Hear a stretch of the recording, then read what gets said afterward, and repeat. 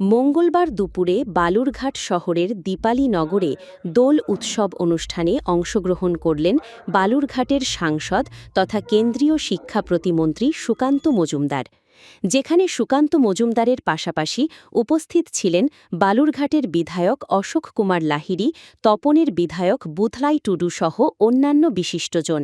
আপনাদের মাধ্যমে পশ্চিমবঙ্গের এবং পশ্চিমবঙ্গের বাইরে যেখানে যেখানে বাঙালিরা আছে তার সাথে অন্যান্যদেরকে সকলকে আমার তরফ থেকে দোলের অনেক অনেক শুভেচ্ছা, অভিনন্দন।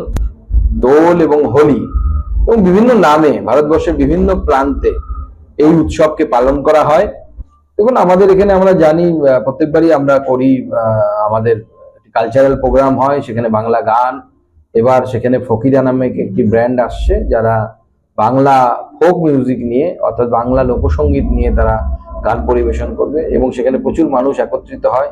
কচিকাচারাও আসে, জেনজি তারাও আসেন।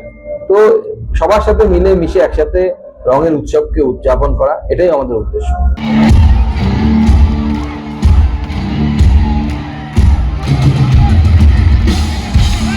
অনুষ্ঠানে সঙ্গীত পরিবেশন করেন জনপ্রিয় ব্যান্ড ফকিরা। অসংখ্য মানুষ এই দোল উৎসবে সামিল হন এবং নাচ গানের মধ্য দিয়ে দোল উৎসবে মেতে ওঠেন।